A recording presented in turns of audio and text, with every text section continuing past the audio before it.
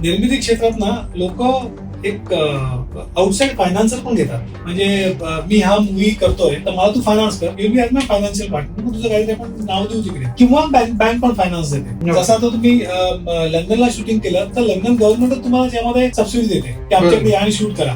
तर तसं जर फायनान्सर कडनं तुम्ही घेतलं तर तुम्ही महत्वाची आणि त्यामध्ये लक्षात ठेवायची गोष्ट म्हणजे तुम्ही त्याचे पैसे कसे परत करणार.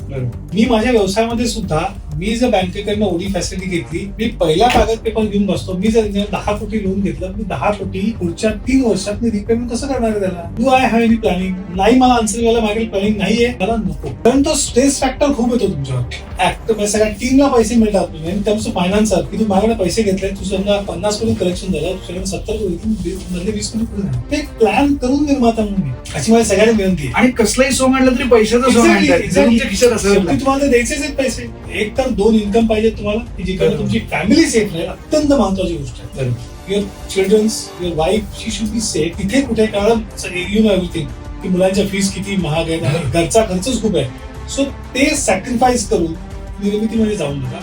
2 इन्कम असतील ते छोटे थोडंसं वर खाली झालं, will be able to balance.